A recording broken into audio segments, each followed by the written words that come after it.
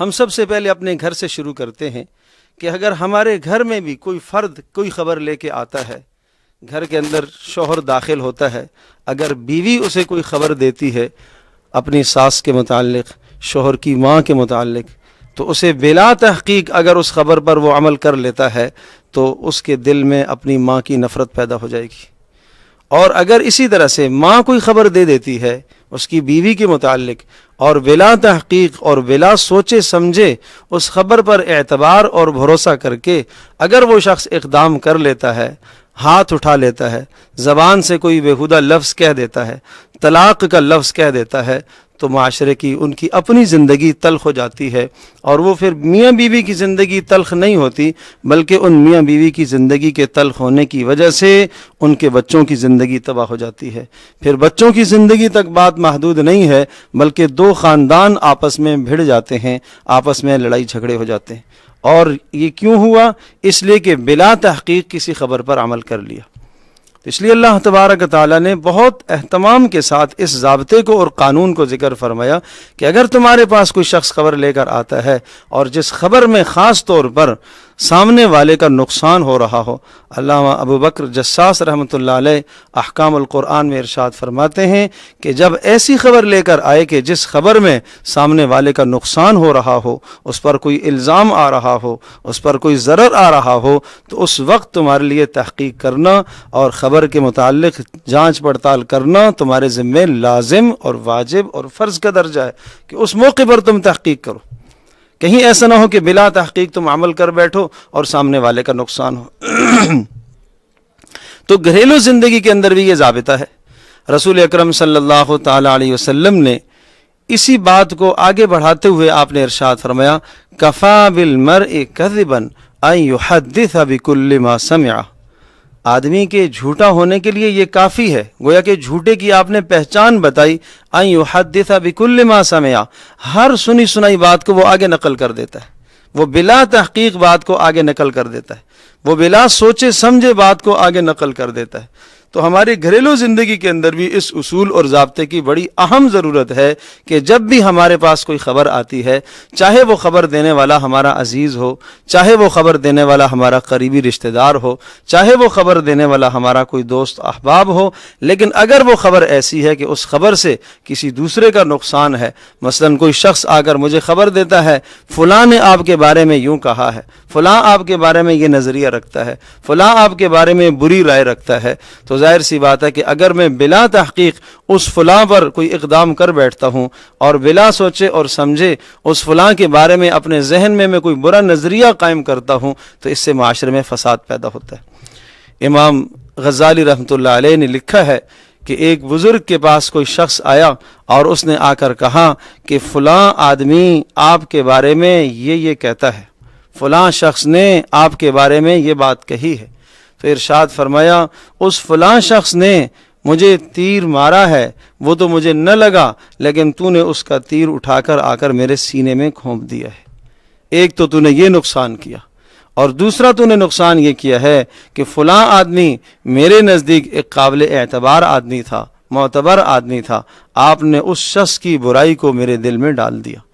اور تیسرا نقصان آپ نے یہ کیا ہے کہ میرے نزدیک آپ ایک قابل اعتبار آدمی تھے، اب میرے نزدیک آپ قابل اعتبار آدمی نہیں رہے۔ تو ہم کیوں اس طرح سے سنی سنائی بات کو آگے نقل کریں؟ اس سے معاشرے میں کتنا بڑا فساد پیدا ہوتا ہے، اس میں کتنی خرابیاں پیدا ہوتی ہیں۔ زندگی کے ہر شعبے میں آپ اس بات کو لے کر چلے جائیں، جہاں بھی کوئی آدمی اگر آپ کے پاس خبر لے کے آتا ہے کسی کے متعلق، یا یوں آگے کہتا ہے کہ فلاں نے آپ کے بارے میں یہ کہا، تو اس خبر کی ہمیں تحقیق کرنا چاہیے۔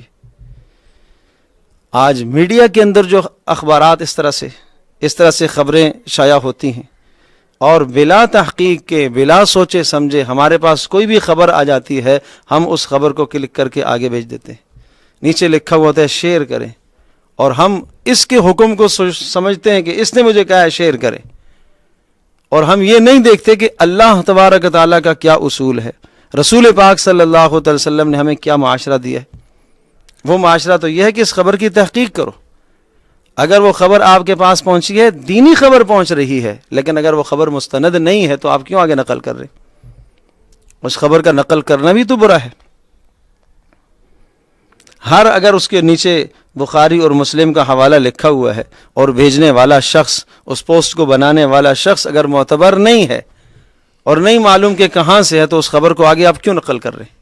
آپ کے پاس کیا تحقیق ہے؟ اس تحقیق کے بعد آپ خبر کو آگے نقل کریں، لیکن بلا تحقیق آپ اس خبر کو آگے نقل کر رہے ہیں تو یہ ایک مذہب کا اور دین کا بھی نقصان ہے۔ اور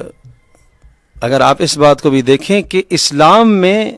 ایک بہت بڑی بنیاد ہے خبر کی تحقیق، اسلام کی بنیاد ہے، اس پر، اس اصول اور ضابطے پر اسلام کی بنیاد رکھی گئی ہے۔ رسول اکرم صلی اللہ تعالی علیہ وسلم کی جتنی بھی احادیث مبارکہ ہیں، ان تمام کی تمام احادیث مبارکہ کی بنیاد اس اصول اور ضابطے پر ہے۔ اور محدثین عظام نے ان راویوں کی کہ جنہوں نے نبی پاک صلی اللہ تعالی علیہ وسلم کے ارشادات کو آگے نقل فرمایا ہے،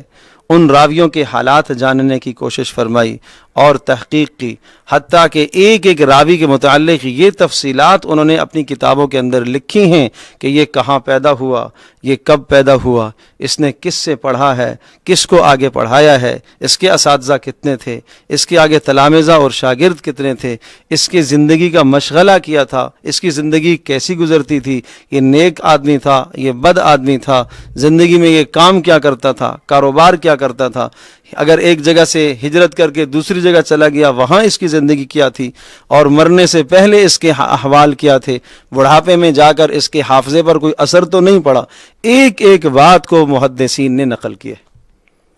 کیوں؟ کہ کہیں ایسا نہ ہو کہ غیر معتبر آدمی کی خبر کو لے لیا جائے اور اس سے اسلام کا نقصان ہو، غیر معتبر شخص کی خبر کو لے لیا جائے اور اس سے مسلمانوں کا نقصان ہو، غیر معتبر شخص کی خبر کو لے لیا جائے اور اس خبر کو رسول پاک صلی اللہ تعالی علیہ وسلم کی طرف یا صحابہ کرام کی طرف منسوب کر لیا جائے، جس سے آنے والی نسلوں کے اندر بگاڑ پیدا ہو سکتا ہے۔ تو اس ضابطے پر اسلام کی بنیاد رکھی گئی ہے۔ ان جاءکم فاسق بنبأ فتبینوا، کہ اگر تمہارے پاس ایسا شخص خبر لے کر آئے تو اس کی اچھی طرح سے تحقیق کر لیا کرو۔ فتبینوا ان تصیبوا قوما بجہالۃ، کہیں ایسا نہ ہو کہ نادانی کی وجہ سے، ناواقفی کی وجہ سے آپ کوئی ایسا عمل کر بیٹھو جس سے بعد میں آپ کو شرمندہ ہونا پڑے۔ تو ہم اپنی زندگی کا جائزہ لیں کہ کہاں کہاں اس قسم کے احوال آج ہماری زندگی میں پیش آتے۔